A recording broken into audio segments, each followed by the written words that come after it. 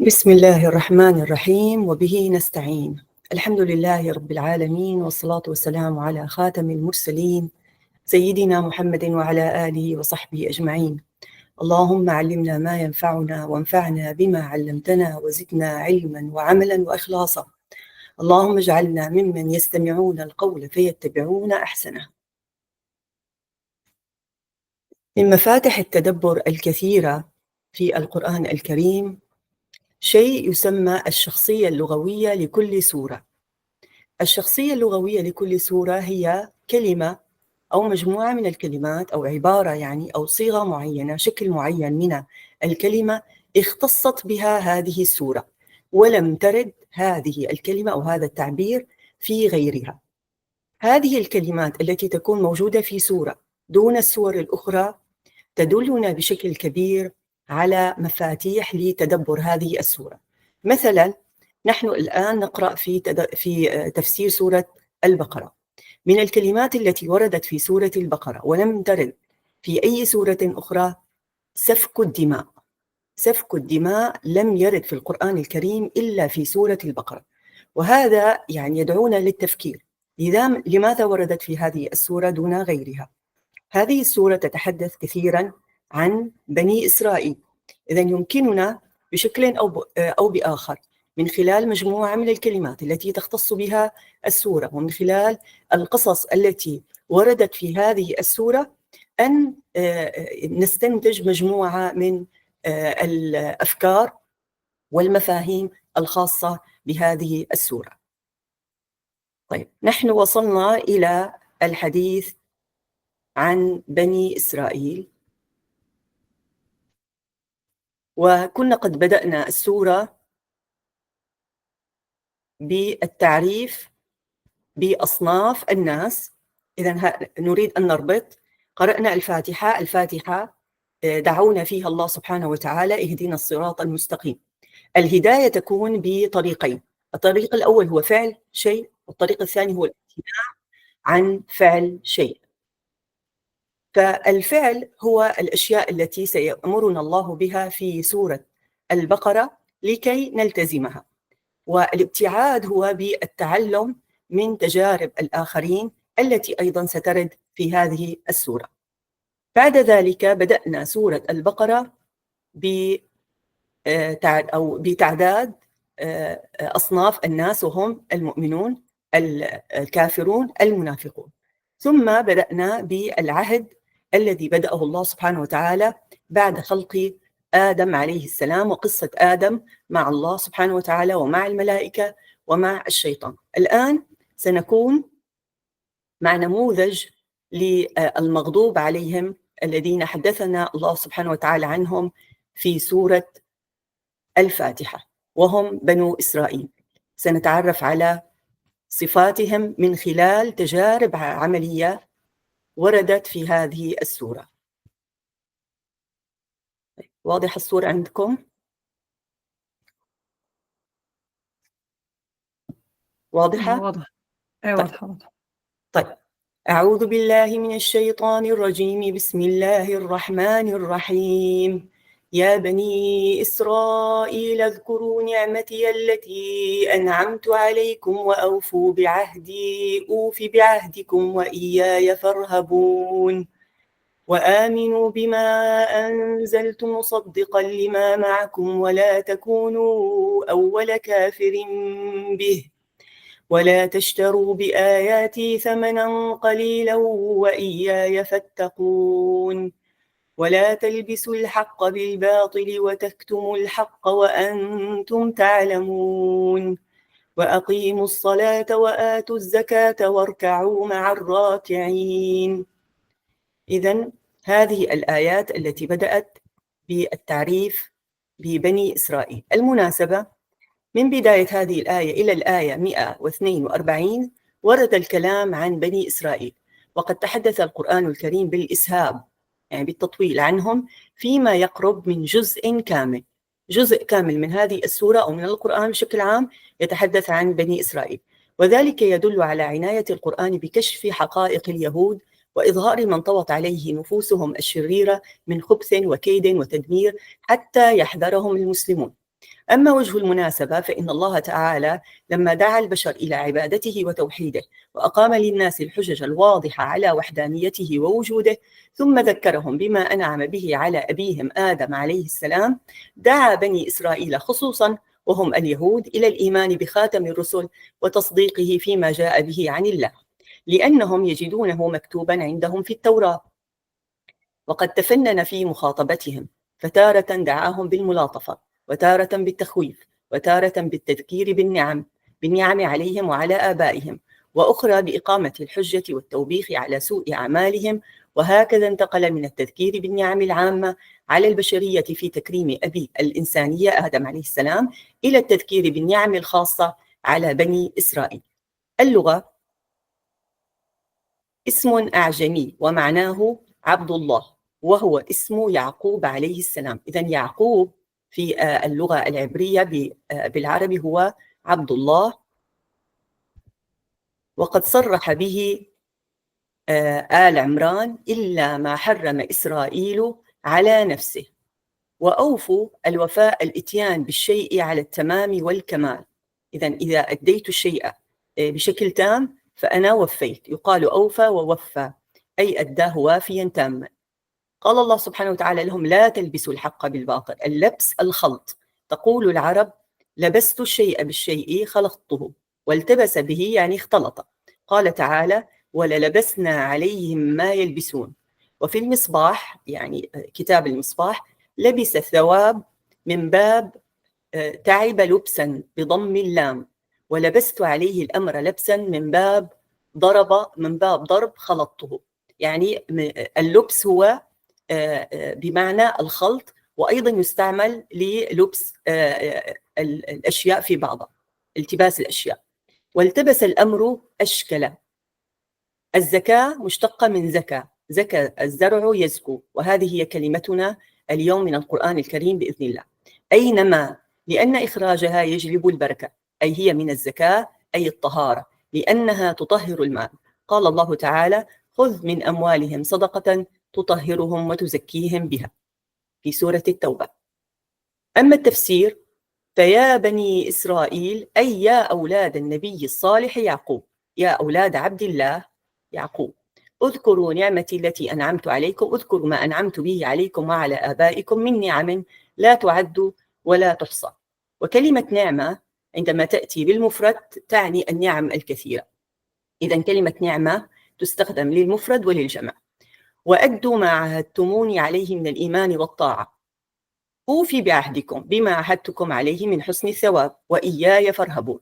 بدأ الله سبحانه وتعالى كلامه إليهم بترهيبهم، لأنهم يأتون بالترهيب أكثر من الترغيب، أي اخشوني دون غيري، وآمنوا بما أنزلت من القرآن العظيم مصدقا لما معكم من التوراة في أمور التوحيد والنبوة، ولا تكونوا أول كافر به، أي أول من كفر من أهل الكتاب، فحقكم أن تكونوا أول من آمن، ولا تشتروا بآياتي ثمنا قليلا، أي لا تستبدلوا بآيات البينات التي أنزلتها عليكم حطام الدنيا الفانية، وهم معروفون بحبهم للمال كثيرا. وإياي فاتقون، أي خافوني دون غيري. هذه إياي فاتقون مثل إياك نعبد، يعني إياي فخافوا ولا تخافوا غيري. ولا تلبسوا الحق بالباطل، أي لا تخلطوا الحق المنزل من الله تعالى بالباطل الذي تخترعونه، ولا تحرفوا ما في التوراة بالهتان، يعني الافتراء الذي تفترونه، وتكتموا الحق، أي ولا تخفوا ما في كتابكم من أوصاف محمد عليه الصلاة والسلام وأنتم تعلمون أنه حق، أو حال كونكم عالمين بضرر الكتمان. إذن هم يعلمون أن محمد صلى الله عليه وسلم حق وموجود مكتوبا عندهم في التوراة، ويعرفون أن هذا الكتمان سيؤثر على غيرهم من الناس، ولكنهم يفعلونه وهم يعلمون. وأقيموا الصلاة وآتوا الزكاة واركعوا مع الراكعين، أي أدوا ما وجب عليكم من الصلاة والزكاة، وصلوا مع المصلين بالجماعة أو مع أصحاب محمد عليه السلام. أحيانا الله سبحانه وتعالى يرمز للصلاة بالركوع، وأحيانا بالسجود، وهذا كثير في اللغة العربية، أن نأتي بجزء من الشيء ونكون نقصد الشيء كله. البلاغة أولا في إضافة النعمة إليه سبحانه، نعمتي إشارة إلى عظم قدرها، يعني نعمتي هذه مضافة، يعني الياء هذه عن الله سبحانه وتعالى، نعمة الله، وهذا يدل على عظم قدرها وسعة برها.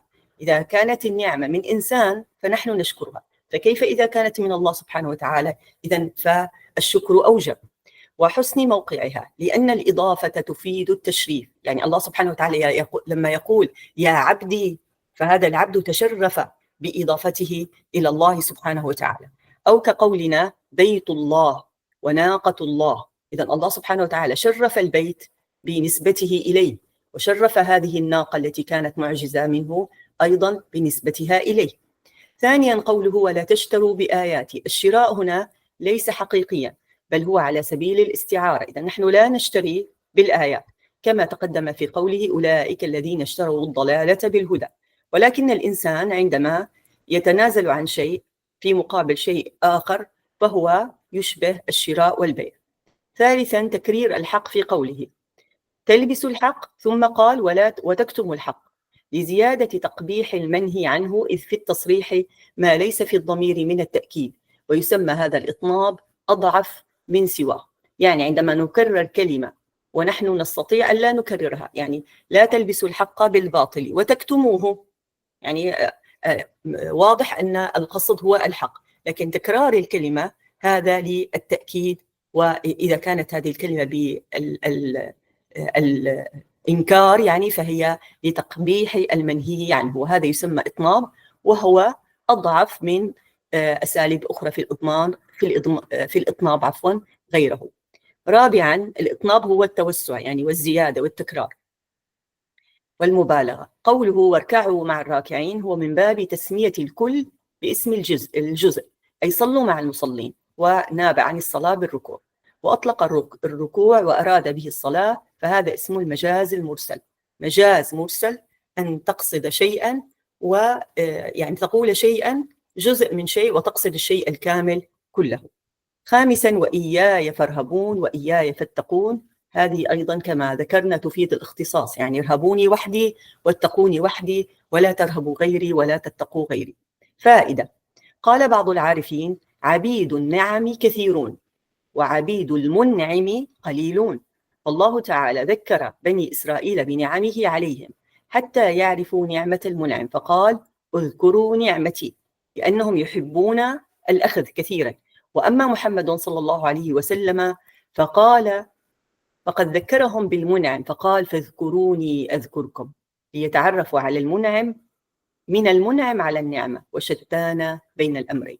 سبحان الله العظيم. إذن الله سبحانه وتعالى لما خاطبنا قال اذكروني، يعني اذكروا الله سبحانه وتعالى المنعم المتفضل، لكن عندما خاطب بني إسرائيل لأنه يعرف نفسهم الضعيفة والطماعة قال اذكروا نعمتي. وهذه مجموعة من الأمور التي كانوا يفعلونها. الله سبحانه وتعالى لا يقول لجماعة من الناس لا تفعلوا لا تفعلوا لا تفعلوا، ينهاهم إلا إذا كانوا يأتونها فعلا، إلا إذا كانوا يفعلونها.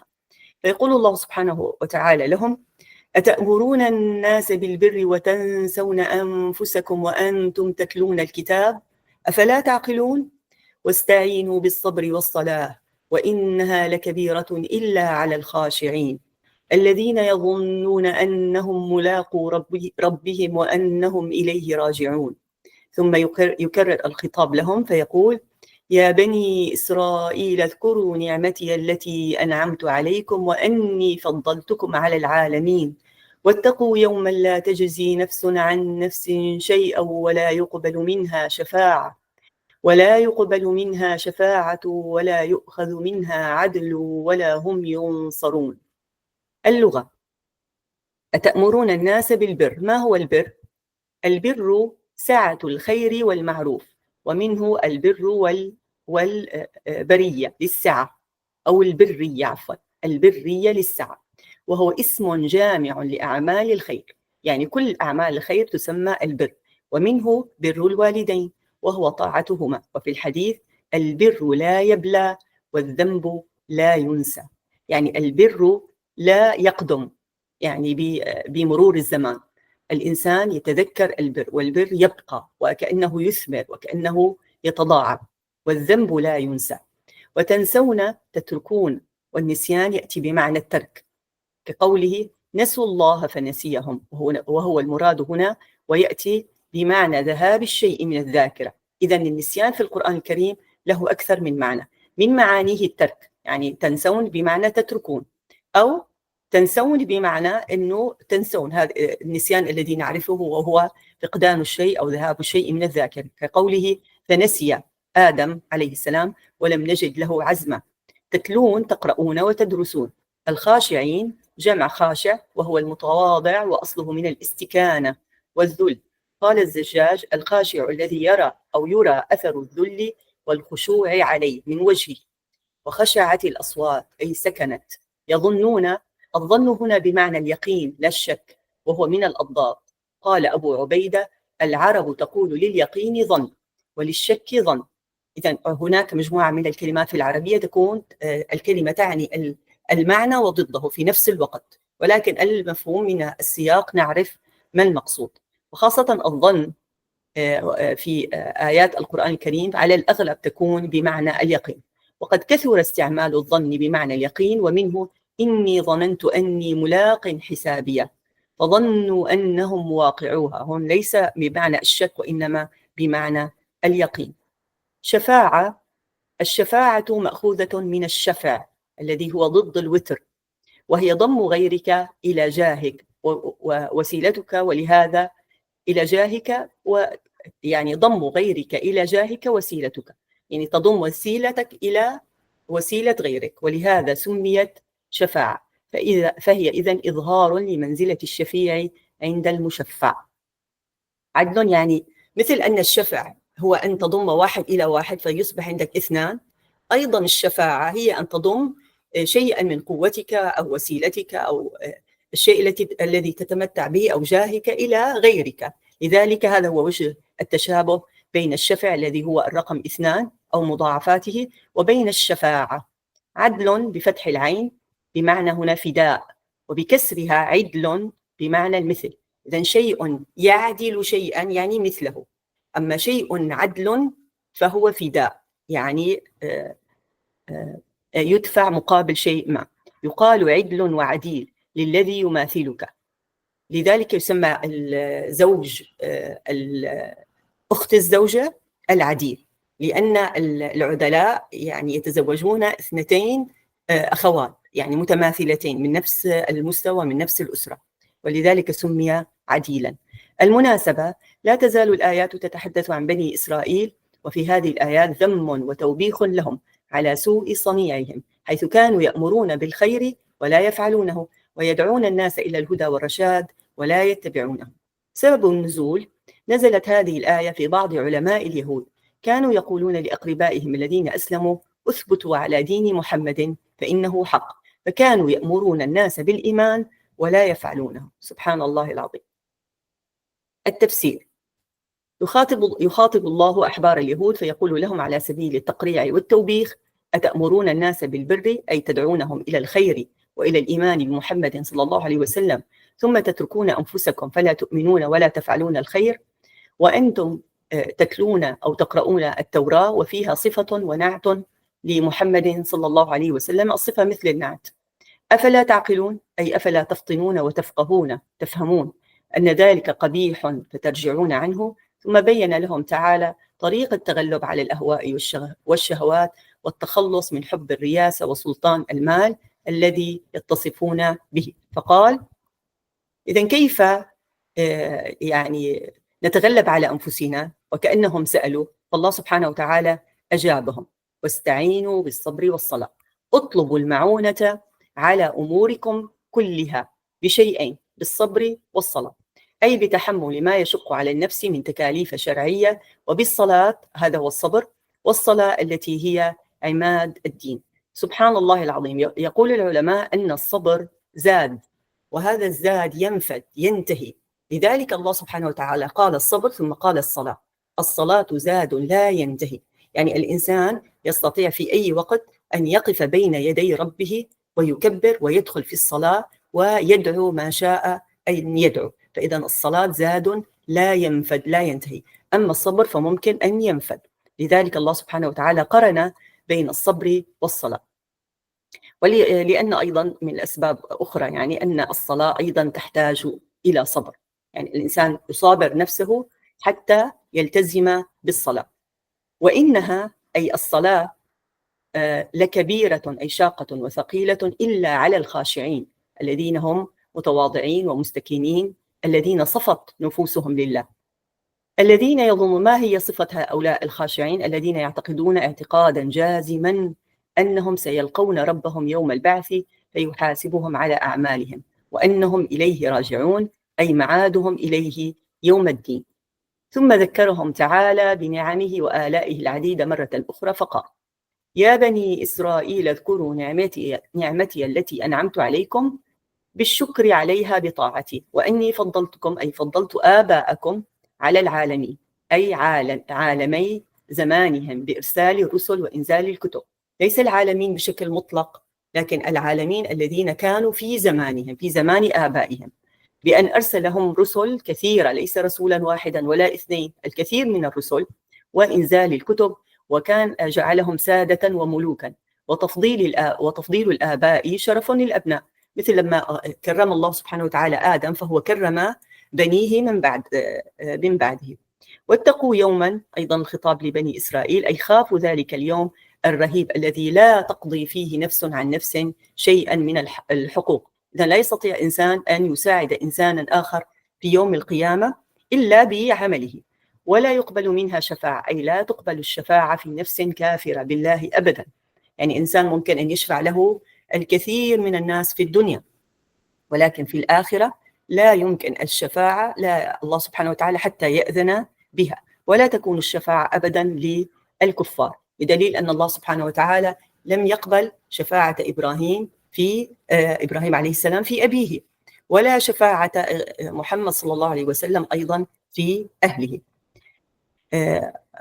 ولا يؤخذ منها عدل، أي لا يقبل منها فداء، يعني إذا أرادت أن تفتدي من العذاب في يوم القيامة مهما كانت يعني ثرية أو غنية في الدنيا فإنه لن ينفعها، ولو كان عندها الملايين أو ملك الأرض كاملا فلن تستطيع أن تفتدي من العذاب. ولا هم ينصرون، أي ليس لهم من يمنعهم وينجيهم من عذاب الله. إذن هذه الأشياء الثلاثة هي التي يستطيع الإنسان في الدنيا أن يفتدي بها أو أن ينقذ نفسه، إما أن يكون له شفاعة، أحد يشفع عنه، إما أن يدفع، إما أن يكون عنده مجموعة من الناس تنصره وتدافع عنه. في يوم القيامة لا يوجد أي شيء من ذلك، لا يبقى من البني آدم من الإنسان إلا أعماله. ثانيا أتى بالمضارع، قال أتأمرون، وهم أمروا وانتهوا، يعني لا لم يقل لهم أمرتم، قال أتأمرون، وإن كان قد وقع ذلك منهم، لأن صيغة المضارع يعني لما أتكلم بالزمن الحاضر تفيد التجدد والحدوث. عندما أقول تفعل يعني لا زلت تفعل، أنت تفعل وتفعل وتفعل وتكرر إلى الآن. أما إذا قلت فعلت وانتهيت يعني فعلت، أما الآن فقد تغيرت. لذلك الله سبحانه وتعالى عندما يأتي بصيغة أو بشكل الفعل المضارع فإنه يعني أن هذا الفعل لا زال مستمرا ومتجددا. وعبر عن ترك فعلهم بالنسيان، وتنسون أنفسكم، يعني الإنسان لما ينسى ربه فقد نسي نفسه، مبالغة في الترك، فكأنه لا يجري لهم على بال. وعلقه بالأنفس توكيدا للمبالغة في الغفلة المفرطة، يعني كيف الإنسان ينسى ربه وكأنه ينسى نفسه، يعني وهذا شيء غريب عجيب يعني. ولا يخفى ما في الجملة وأنتم الحالية، يعني التي تعبر عن حالهم، وأنتم تتلون الكتاب من التبكيت والتقريع والتوبيخ. يعني الإنسان إذا كان ينسى وهو لا يتلو الكتاب، لا يقرأ الكتاب، فهذا أقل أو أخف من الإنسان الذي ينسى أوامر ربه وهو يقرأ الكتاب، يعني فهذا ذنبهم أعظم بكثير. ثالثا وأني فضلتكم على العالمين، هو من باب عطف الخاص على العام لبيان الكمال، لأن النعمة اندرج تحتها التفضيل المذكور. فلما قال اذكروا نعمتي يعني النعمة كلها، ثم قال وأني فضلتكم على العالمين، هذه من النعمة، ولكن هو من باب التكرار عم جميع النعم. فلما عطف يعني زاد وأني فضلتكم كان من باب عطف الخاص على العام. إذا قال الله سبحانه وتعالى اذكروا نعمتي فهي تشمل كل نعمة، ثم خصص شيء من هذه النعمة بأنه فضلهم على العالمين بإرسال الرسل وإنزال الكتب، فهذا زيادة في المبالغة والتذكير. رابعا واتقوا يوما. اليوم هنا منكر، بمعنى لم يقل واتقوا اليوم، وإنما قال يوما، هكذا منكر بشكل مطلق، هذا للتهويل، أي يوما شديد الهول وتنكير النفس. لا تجزي نفس عن نفس، أيضا يفيد العموم والإقناط، يعني التيئيس الكلي، يعني أي نفس عن أي نفس، لا إن كانت شريفة، نفس ملك، نفس كبير، نفس صغير، نفس غني، نفس فقير، لن تغني عنه من الله شيئا إذا لم يسعفه عمله. إذا التنكير في اللغة العربية يفيد الإطلاق والتعميم. إذا أي نفس، الله سبحانه وتعالى كأنه يقول ولن تجزي أي نفس عن أي نفس. الفوائد. الفائدة الأولى قال القرطبي: إنما خص الصلاة بالذكر من بين سائر العبادات تنويها بذكرها، يعني شرفها. وقد كان عليه السلام إذ حزبه أي أهمه أمر فزع إلى الصلاة، وكان يقول: أرحنا بها يا بلال.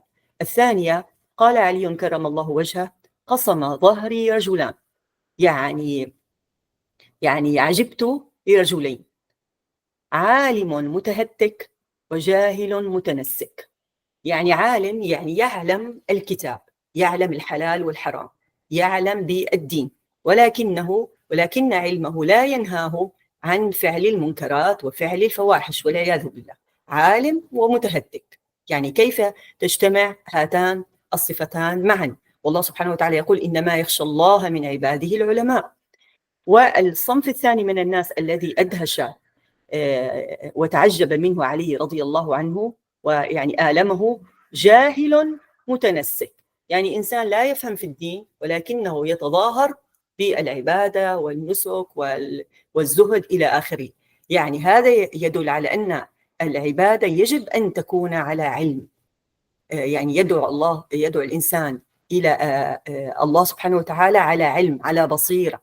أما أن يتظاهر الإنسان، الدين لا يكون بالشكل، لا يكون بالحركات، لا يكون بالظاهر من الإنسان، وإنما يكون من القلب، والقلب يحتاج أن يتغذى بالعلم والمعرفة حتى يظهر بعد ذلك على الجوارح. ومن دعا غيره إلى الهدى ولم يعمل به كان كالسراج يضيء للناس ويحرق نفسه. قال الشاعر. إذن هذا المعنى مذكور كثيرا عند الشعراء، أنه الإنسان يدعو إلى شيء وهو لا يفعل هذا الشيء.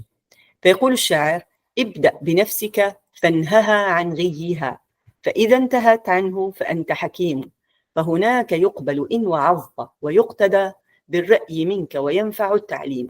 إذن على الإنسان أن يبدأ بنفسه فينهاها عن الغي، عن الضلال، فإذا يعني انتصر الإنسان على نفسه فقد أصبح حكيما. بعد ذلك يستطيع أن يدعو الناس، فهناك يقبل إن وعظت ويقتدى بالرأي منك، يعني يتخذك الناس قدوة، وينفع التعليم. إذا لا يكون التعليم إلا بالبدء بالنفس أولا. وقال الشاعر أبو العتاهية: وصفت التقى حتى كأنك ذو تقى، وريح الخطايا من ثيابك تسطع، والعياذ بالله. إذا إنسان يتحدث عن التقى، يقول التقى والتقى والتقى، ويأتي بالأمثلة ويأتي بالتجارب وكذا، وحتى الناس يظنون أنه ذو تقى، أنه تقي، ولكن وريح الخطايا من ثيابك تسطع، وأنت معروف بارتكابك للخطايا حتى تكاد أنه تخرج منك وكأنها رائحتك الخاصة، والعياذ بالله. وقال آخر: وغير تقي يأمر الناس بالتقى طبيب يداوي الناس وهو عليل. إذن هو غير تقي ويأمر الناس بالتقى، فكأنه طبيب مريض، فليداوي نفسه أولا ثم ليتجه إلى الناس. يكمل الله سبحانه وتعالى في الخطاب لبني إسرائيل فيقول: أعوذ بالله من الشيطان الرجيم: وإذ نجيناكم من آل فرعون يسومونكم سوء العذاب يذبحون أبناءكم ويستحيون نساءكم وفي ذلكم بلاء من ربكم عظيم. وإذ فرقنا بكم البحر فأنجيناكم وأغرقنا آل فرعون وأنتم تنظرون.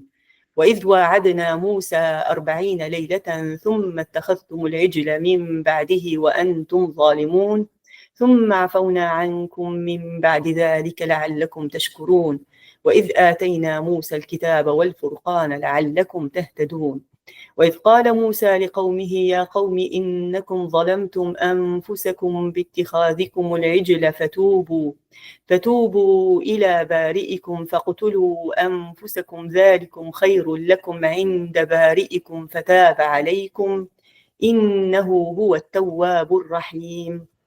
المناسبة: لما قدم الله تعالى ذكر نعمه على بني إسرائيل إجمالا، بين بعد ذلك أقسام تلك النعم على سبيل التفصيل ليكون أبلغ في التذكير وأدعى إلى الشكر. إذن أولا أجمل في النعم ثم فصلها تفصيلا، فكأنه قال: اذكروا نعمتي واذكروا إذ نجيناكم من آل فرعون واذكروا إذ فرقنا بكم البحر إلى آخر هذه النعم. وكل هذه النعم تستدعي شكر المنعم جل وعلا، لا كفرانه وعصيانه كما فعلوا.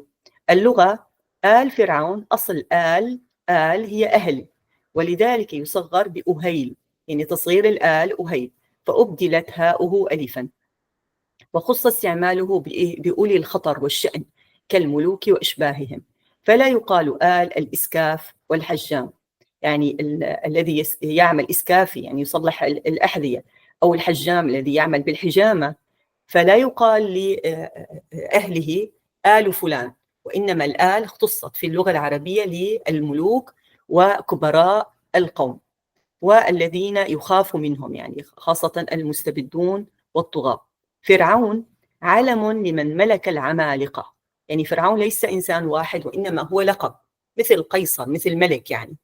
فهناك فراعنة كثيرون، كقيصر لملك الروم يسمى ملك الذي يحكم الروم قيصر، وكسرى لملك الفرس. ولفظة الفراعنة أظن أن هناك خطأ هنا، عفوا، ولعتو الفراعنة اشتقوا تفرعا إذا عتا وتجبر. إذن الفراعنة الفرعون يكون عادة متجبرا، فنتيجة التصاق هذه الصفة بالفراعنة اشتقوا الفرعنة من الفراعنة لتدل على التجبر والتكبر في الأرض.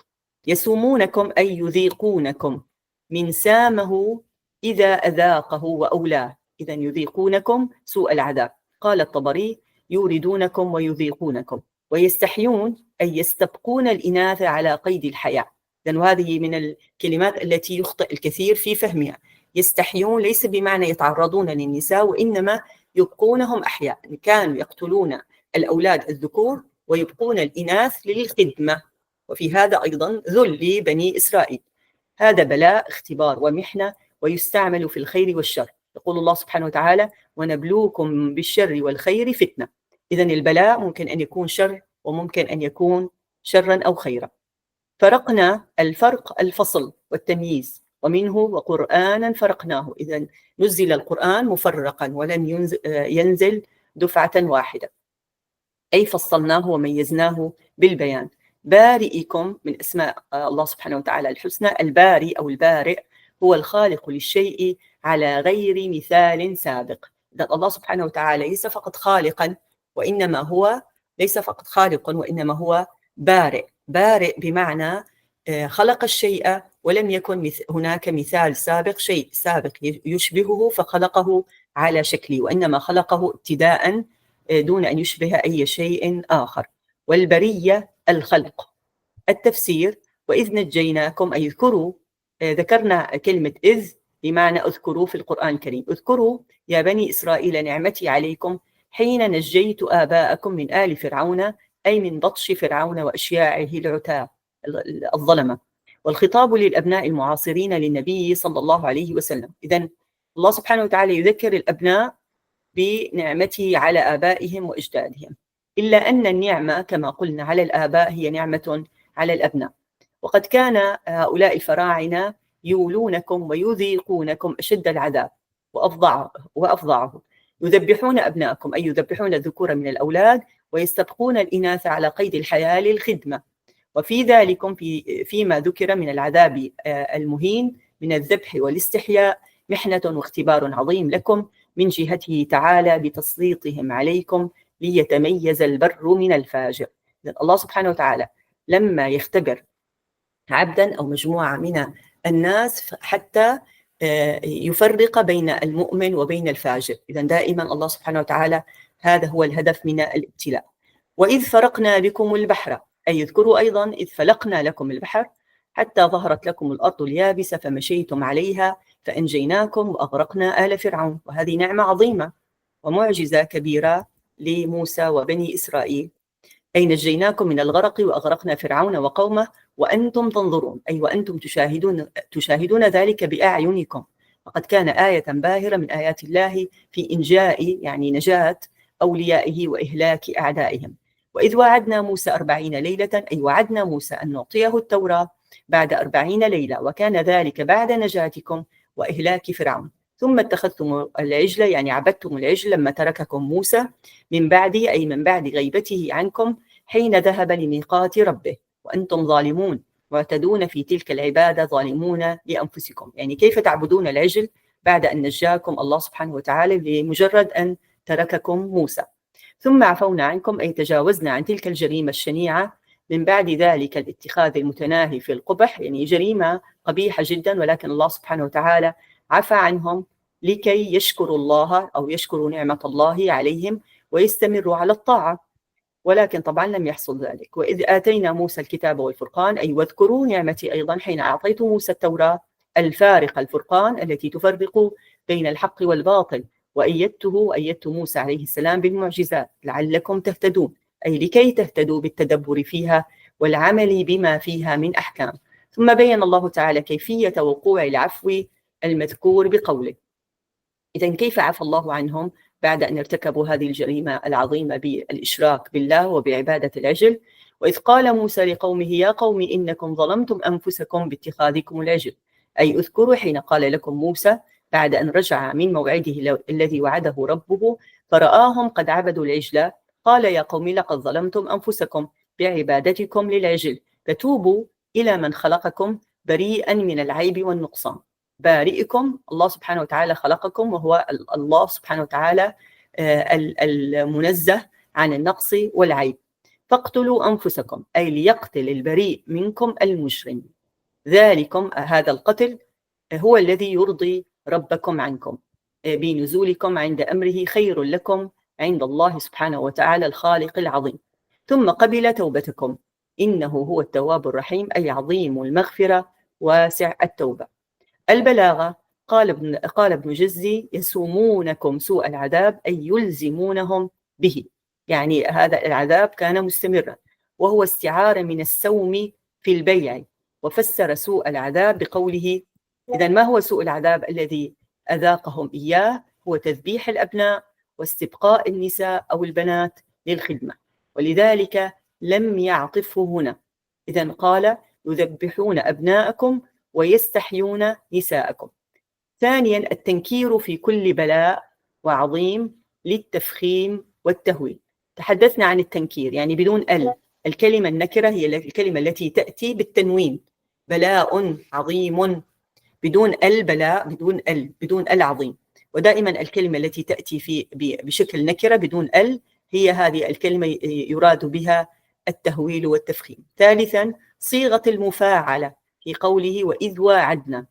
واعد بمعنى وعد كل منهما الآخر، يعني الأول وعد الثاني والثاني وعد الأول. إذا قلت وعدت يعني أنا التي وعدت، الطرف الثاني لم يعد. لكن إذا قلت واعدت بمعنى أنا وعدته وهو وعدني، تواعدنا نحن الاثنان. هذه الصيغة تعني المشاركة. إذن واعد ليست هنا على باب المشاركة.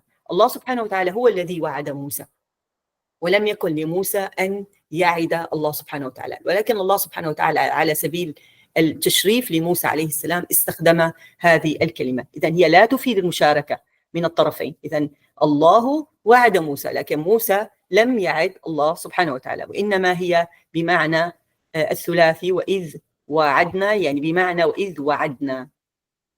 رابعا قال أبو السعود فتوبوا إلى بارئكم. التعرض بذكر البارئ للإشعار بأنهم بلغوا من الجهالة أقصاها ومن الغواية منتهاها، حيث تركوا عبادة العليم الحكيم الذي خلقهم بلطيف حكمته إلى عبادة البقر الذي هو مثل في الغباوة. يعني سبحان الله، إنه تركوا الله سبحانه وتعالى وعبدوا العجل، يعني لم يعبدوا أصلا البقر اللي هو الحقيقي المخلوق، إنما عبدوا صنما من الذهب على شكل عجل. الفوائد الأولى: العطف في قوله الكتاب والفرقان، يعني الكتاب هو الفرقان والفرقان هو الكتاب، ولكن هو من باب عطف الصفات بعضها على بعض، لأن الكتاب هو التوراة والفرقان أيضا هو التوراة. وحسن العطف أو حسن العطف هنا لكون معناه أنه آتاه جامعا بين كونه كتابا منزلا وفرقانا يفرق بين الحق والباطل، يعني هو في سبيل أو من باب التأكيد على المعنى وزيادته، لأن الكتاب أكيد فيه تفريق بين الحق والباطل، ولكن أكد بزيادة كلمة الفرقان، إذن هو منزل من عند الله ويفرق بين الحق والباطل.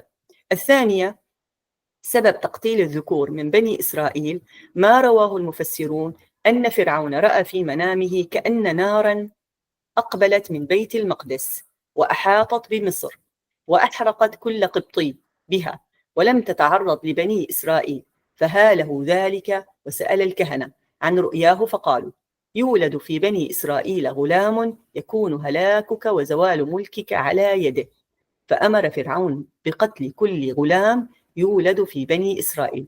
إذن هذه هي الرؤية التي بسببها فعل فرعون ما فعل من تذبيح الأبناء واستحياء النساء، أنه رأى في المنام نار كبيرة جدا أقبلت من جهة بيت المقدس وأحرقت كل الأقباط، ولكن تركت بني إسرائيل، الأقباط الذي هو فرعون منهم يعني، وتركت بني إسرائيل لم تتعرض ولم تؤذي أحدا منهم، فخاف وفزع من هذا المنام. وعندما سأل الكهنة الذين عنده فقال إنه هذا تفسير هذا المنام، إنه يولد في بني إسرائيل غلام، وهذا الغلام عندما يكبر سيؤدي إلى هلاكك وموتك وزوال ملكك، فأمر بقتل كل غلام.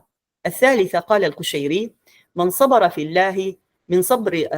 في الله على قضاء الله عوضه الله صحبة أوليائه. إذن الله سبحانه وتعالى يعوض الصابرين خيرا.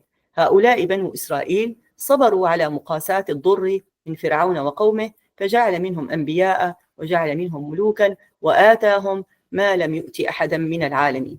إذن هذه النعم التي ذكرها الله سبحانه وتعالى في بداية الحديث عن بني إسرائيل بسبب صبرهم، يعني هم في البداية كانوا يستحقون هذه النعم من الله سبحانه وتعالى لأنهم صبروا كثيرا على عذاب أو تعذيب فرعون وذله لهم، لذلك الله سبحانه وتعالى عوضهم. ولكن هذه كانت النتيجة، فالله سبحانه وتعالى يقول: وإذ قلتم يا موسى بعد كل ذلك لن نؤمن لك حتى نرى الله جهرة فأخذتكم الصاعقة وأنتم تنظرون ثم بعثناكم من بعد موتكم لعلكم تشكرون وظللنا عليكم الغمام وأنزلنا عليكم المن والسلوى كلوا من طيبات ما رزقناكم وما ظلمونا ولكن كانوا أنفسهم يظلمون وإذ قلنا ادخلوا هذه القرية فكلوا منها حيث شئتم رغدا وادخلوا الباب سجدا وقولوا حطة نغفر لكم خطاياكم وسنزيد المحسنين فبدل الذين ظلموا قولا غير الذي قيل لهم فأنزلنا على الذين ظلموا رجزا من السماء بما كانوا يفسقون. إذن كلما تقدمنا في الحديث عن بني إسرائيل سنرى منهم الفظائع والأهوال. المناسبة: بعد أن ذكرهم الله سبحانه وتعالى بنعمه عليهم بين لونا أو نوعا من ألوان طغيانهم وجحودهم وتبديلهم لأوامر الله، وهم مع الكفر والعصيان يعاملون باللطف والإحسان من الله سبحانه وتعالى، فما أقبحهم من أمة وما أخزاهم. قال الطبري: لما تاب بنو إسرائيل من عبادة العجل أمر الله تعالى موسى أن يختار من قومه رجالا يعتذرون إليه من عبادتهم العجل، فاختار موسى 70 رجلا من خيارهم، من خيار بني إسرائيل، كما قال تعالى: واختار موسى قومه 70 رجلا لميقاتنا وقال لهم: صوموا وتطهروا وطهروا ثيابكم، ففعلوا. وخرج بهم إلى طور سيناء فقالوا لموسى: اطلب لنا أن نسمع كلام ربنا، فقال افعل أو أفعل. فلما دنا موسى من الجبل وقع عليه الغمام حتى تغشى الجبل كله، ودنا القوم حتى إذا دخلوا في الغمام وقعوا سجودا، فسمعوا الله يكلم موسى يأمره وينهاه. فلما انكشف عن موسى الغمام أقبل إليهم فقالوا لموسى لن نؤمن لك حتى نرى الله جهرا. إذا الله سبحانه وتعالى بعد أن تاب عليهم وقبل توبتهم واعتذارهم من عبادة العجل، طلبوا من موسى أو أمرهم موسى أن يذهبوا معه للقاء ربه، فبعد أن يصوموا ويتطهروا ويطهروا ثيابهم، فخرج بهم إلى طور سيناء، فطلبوا من موسى أن يسمعوا كلام ربهم، ففعل موسى وسمعوا كلام ربهم. فلما انتهى طلبوا من ربهم أن يروا الله. اللغة جهرة علانية، الجهرة بعكس السر، وأصل الجهر الظهور، ومن الجهر بالقراءة والجهر بالمعاصي يعني المظاهرة بها. تقول رأيت الأمير جهارا وجهرة، أي غير مستتر بشيء. وقال ابن عباس جهرة بمعنى عيانا، يعني رأيته بعيني. الصاعقة هي صيحة العذاب، أو هي النار المحرقة. بعثناكم أحييناكم. قال الطبري وأصل البعث إثارة الشيء من محله، يعني عندما يخرج الشيء من مكانه هكذا يثار، مثل البعث بعد الموت. الغمام جمع غمامة كسحابة وسحاب، وزنا ومعنى، إذا نفس الكلمتين بنفس المعنى في المفرد وفي الجمع. لأنها لماذا تسمى الغمامة؟ لأنها تغم السماء أي تسترها، وكل مغطى فهو مغموم. وغم الهلال يعني إذا غطاه الغيم فلم يرى. يعني رسول الله صلى الله عليه وسلم يقول إنه نتحرى رؤية الهلال، فإذا غم عليكم أو غبي عليكم بمعنى استتر فأكملوا عدة الشهر 30 يوما. إذن هذا معنى الغمام. فلم يرى. حطة مصدر من حطة أو حط عنا ذنوبنا، يعني قالوا حطة إنه يا ربي حط، يعني أنزل عنا عن ظهورنا ذنوبنا، بمعنى اقبل توبتنا، وهي كلمة استغفار ومعناها اغفر خطايانا. رجزا عذابا، ومنه لئن كشفت عنا الرجز أي كشفت عنا العذاب.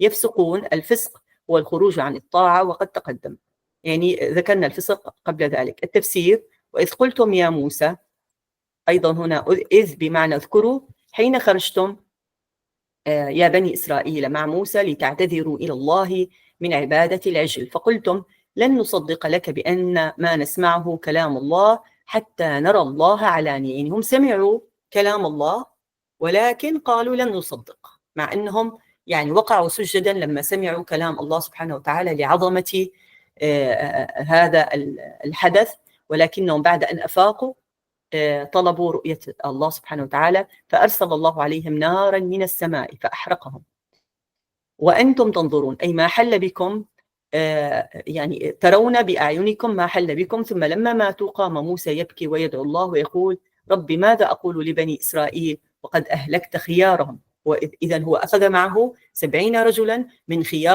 من خيرة بني إسرائيل، فهؤلاء ماتوا. فبكى موسى وقال لربه ماذا أقول لبني إسرائيل، وما زال يدعو ربه حتى أحياهم مرة أخرى.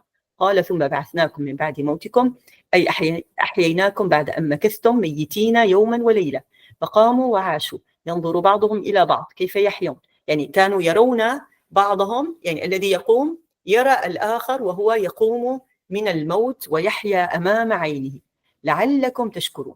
إذن هذا كان كافيا لكي يشكروا ربهم على إنعامه عليهم بالبعث بعد الموت، ولكنهم لم يشكروا.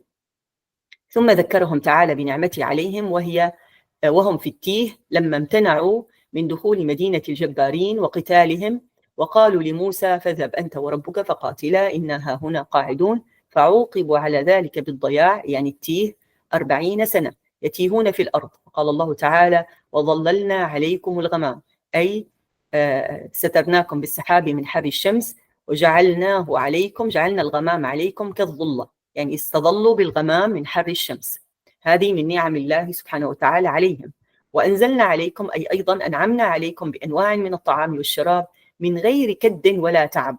يعني الإنسان عليه في الدنيا بعد أن هبط آدم من الجنة كان عليه أن يحصل بنفسه، يعني يبحث ويحصل ويجتهد حتى يحصل طعامه وشرابه. لكن الله سبحانه وتعالى أنعم على بني إسرائيل بالطعام والشراب من غير تعب، كان ينزل عليهم تنزيلا. والمن كان ينزل عليهم مثل العسل فيمزجونه بالماء ثم يشربونه. والسلوى هي طير يشبه السمان لذيذ الطعم. فقال لهم الله سبحانه وتعالى: كلوا من طيبات ما رزقناكم، هي كلوا من هذا الطعام اللذيذ المغذي.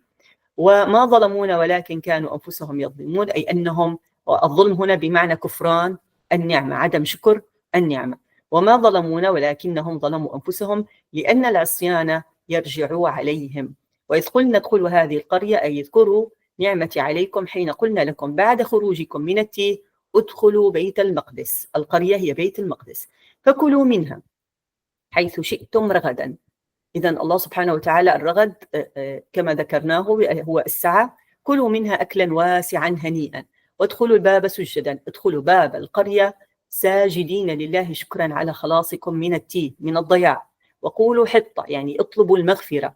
قولوا يا ربنا حط عنا ذنوبنا واغفر لنا خطايانا. إذا هذا هو فقط المطلوب منهم، أن يدخلوا ساجدين شاكرين الله سبحانه وتعالى، وأن يستغفروا ربهم عن خطاياهم. هذا كل شيء مطلوب منهم، لا قتال ولا شيء. نغفر لكم خطاياكم، أي نمحو ذنوبكم ونكفر سيئاتكم، وسنزيد المحسنين، نزيد من أحسن إحسانا بالثواب العظيم والأجر الجزيل. فبدل الذين ظلموا، غير الظالمون أمر الله فقالوا قولا غير الذي قيل لهم، حيث دخلوا يزحفون على أستاههم، يعني على أدبارهم. وقالوا على سبيل الاستهزاء، بدل أن يقولوا حطة قالوا حبة في شعيرة، وسخروا من أوامر الله والعياذ بالله. فأنزلنا على الذين ظلموا رجزا من السماء، أنزلنا عليهم طاعونا وبلاء بما كانوا يفسقون، بسبب عصيانهم وخروجهم من طاعة الله. روي أنه مات بالطاعون في هذا العذاب في ساعة واحدة منهم 70,000. نعوذ بالله من غضب الله.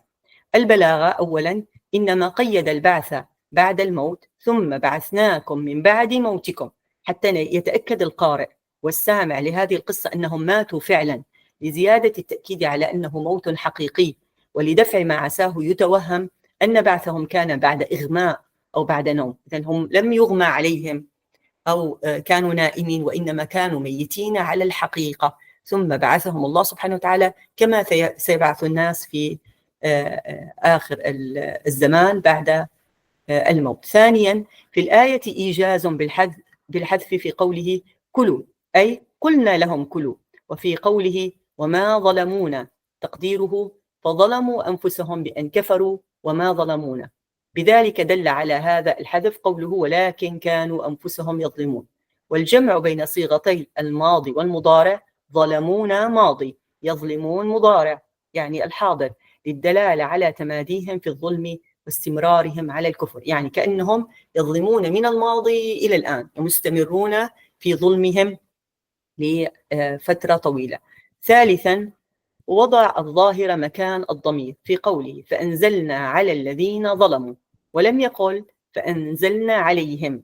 يعني الله سبحانه وتعالى كان يعني يستطيع أن يقول فأنزلنا عليهم، لأن السامع أو القارئ يعرف عمن يتحدث الله سبحانه وتعالى، ولكن ذكر صفتهم على الذين ظلموا لزيادة التقبيح والمبالغة في الذم والتقريع، وتنكيرا فأنزلنا على الذين ظلموا ماذا؟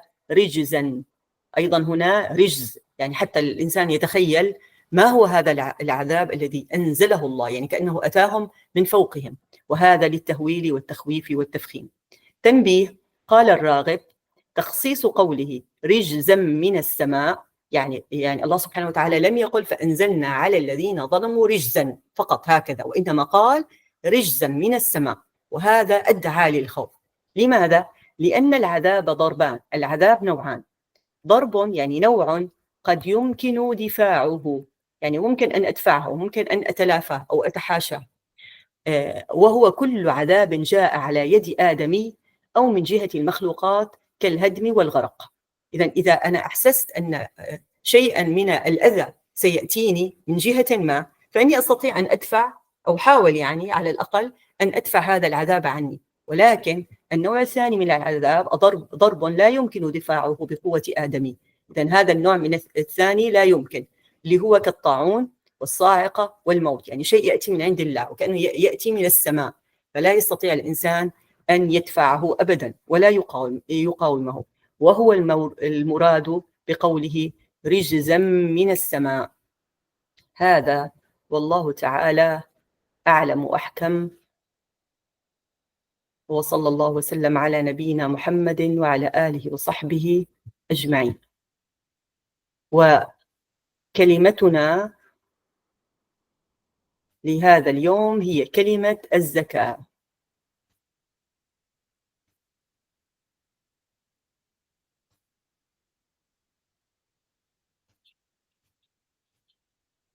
ما معنى الزكاة؟ زكاة هكذا تكتب بالألف الطويلة، لأن زكاة يزكو، لأن أصلها كما تحدثنا قبل ذلك الواو. إذن عندما نبحث عن الزكاة في أي قاموس، في أي معجم للغة العربية، فإننا نبحث عن كلمة زكاة بزاي وكاف وألف طويلة. أصل الزكاة النمو الحاصل عن بركة الله تعالى، ويعتبر ذلك بالأمور الدنيوية والأخروية. يعني أي نمو، أي زيادة هي زكاة. هذه الزيادة تكون في الدنيا أو في الآخرة. يقال زكى الزرع يزكو إذا حصل منه نمو وبركة، يعني الفلاح زرع شيئا فنمى وأثمر وأعطى ثمارا كثيرة، فهذا زكى يزكو بمعنى فيه بركة. وقوله أيها أزكى طعاما في سورة الكهف، أكبر قليلا، إشارة إلى ما يكون حلالا.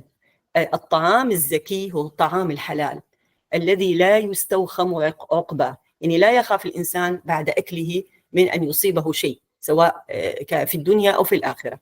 ومنه الزكاة لما يخرج الإنسان من حق الله تعالى إلى الفقراء. إذن يجب أن يكون مالا زكيا، مالا حلالا، وتسميته بذلك لما يكون فيها من رجاء البركة. عندما يدفع الإنسان أو يخرج زكاة أمواله فلا ينقص ماله، بالعكس يزيد ماله ويبارك له فيه. أو منها معنى الزكاة تزكية النفس، أي تنميتها بالخيرات والبركات، أو لهما جميعا. يعني الزكاة يقصد فيها إخراج إنسان من ماله، أو أن يزكي يطهر نفسه، أو الاثنين معا، فإن الخيرين موجودان فيها. وقرن الله تعالى الزكاة بالصلاة في القرآن بقوله في مواضع كثيرة وأقيموا الصلاة وآتوا الزكاة. وبزكاء النفس وطهارتها يصير الإنسان بحيث يستحق في الدنيا الأوصاف المحمودة. الإنسان الزكي هو الإنسان المحمود في الدنيا، وفي الآخرة يستحق الأجر والمثوبة، وهو أن يتحرى الإنسان ما فيه تطهيره. إذن الإنسان عليه أن يبحث عن الأشياء التي تطهر الأفعال والأقوال، وذلك ينسب تارة إلى العبد لكونه مكتسبا لذلك. يعني يمكن الإنسان بنفسه أن يطهر نفسه، فقال الله سبحانه وتعالى قد أفلح من زكاها، إن الإنسان هو الذي يزكي نفسه بالخير. وتارة ينسب إلى الله تعالى، إن الله سبحانه وتعالى هو الذي يزكي لكونه هو الفاعل على الحقيقة. في هذا نحو قوله بل الله يزكي من يشاء، إذن الله هو المزكي على الحقيقة. وتارة إلى النبي صلى الله عليه وسلم لكونه واسطة في وصول ذلك إليهم. إذن النبي الذي يأتينا من عند الله سبحانه وتعالى بما يطهر نفوسنا، فتنسب إليه الزكاة. فيقول الله سبحانه وتعالى تطهرهم الصدقة وتزكيهم أنت بها. إذن كأن الرسول عليه الصلاة والسلام هو الذي يزكي النفوس بهدايتها. يتلو عليكم آياتنا، أيضا هذه دليل على أن الرسول هو الذي يزكي ويزكيكم. وتارة هي المعنى الرابع إلى العبادة التي هي آلة في ذلك. يعني ممكن تكون العبادة هي التي تزكي الإنسان، يعني صدقتي، صلاتي، ذكري تزكيني، فأيضا تنسب التزكية إلى العبادة. يقول الله سبحانه وتعالى وحنانا من لدنا وزكاة. إذن هذه الزكاة هي الأعمال الصالحة. لأهب لك غلاما زكيا، هذه المزكى بالخلقة، إن الله سبحانه وتعالى وهبها غلاما مزكى مطهر، يعني ولد كذلك، وذلك عن طريق ما ذكرنا من الاشتباء، الاصطفاء والاختيار، وهو أن يجعل بعض عباده عالما وطاهر الخلق، لا بالتعلم والممارسة بل بتوفيق إلهي، كما يكون في اختيار الأنبياء والرسل. إذا الله سبحانه وتعالى يصطفي من خلقه ما يشاء. أيضا يكون التسمية بالمزكى لما يكون عليه في الاستقبال لا في الحال، والمعنى سيتزكى.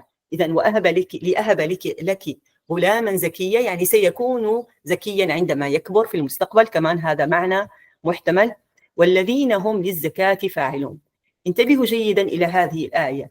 الكثير من الناس يخطئ في فهم هذه الآية، يفهمونها بأنهم يخرجون زكاة أموالهم، يعني يفعلون الزكاة، والمعنى غير ذلك تماما. معنى هذه الجملة الذين هم يفعلون الخير لكي بقصد تزكية نفوسهم، بقصد تطهير نفوسهم وإعلائها.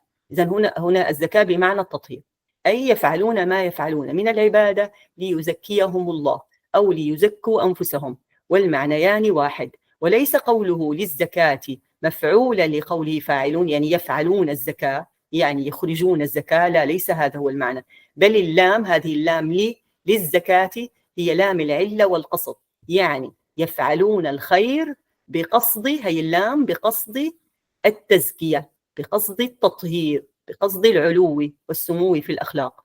وتزكية الإنسان نفسه ضربان، يعني هناك شكلان لكي يزكي الإنسان نفسه. أحدهما بالفعل، يعني بالأفعال، وهو محمود وإليه قصد بقوله قد أفلح من زكاها. إذن بالأفعال الصالحة يزكي الإنسان نفسه، وقوله قد أفلح من تزكى.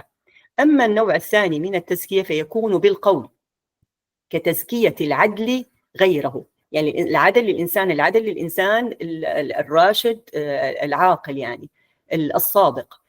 فعندما يقول عن غيره كلاما جميلا مدحا فهو زكاه، وهذا أيضا من الباب المقبول، لأن هذا الإنسان كما قلنا إنسان عدل، ليس أي إنسان يزكي أي إنسان. وذلك مذموم أن يفعل الإنسان بنفسه، وقد نهى الله تعالى عنه فقال فلا تزكوا أنفسكم. يعني الإنسان لا يزكي نفسه، ولكن يمكن أن يزكي غيره بالصدق طبعا. ونهيه عن ذلك تأديب لقبح مدح الإنسان نفسه عقلا وشرعا. يعني الإنسان إذا فكر أنه كيف الإنسان يتكلم عن نفسه يمدح نفسه، يعني هذا مستقبح مستكره. ولهذا قيل لحكيم ما الذي لا يحسن وإن كان حقا؟ ما هو الشيء الذي ليس حسنا قبيحا وإن كان حقا وإن كان صدقا؟ وقال هذا الرجل الحكيم مدح الرجل نفسه.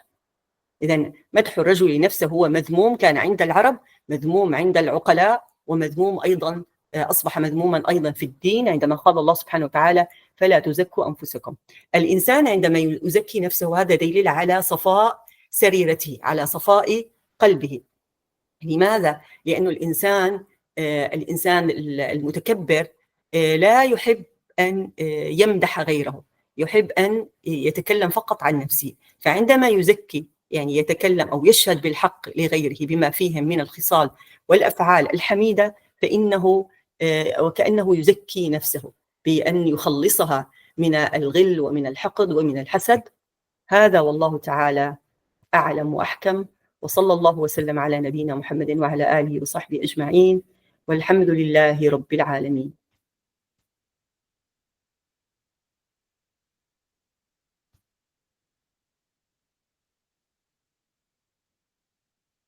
هل هناك أي ملاحظة أو أي سؤال أو أي تعليق؟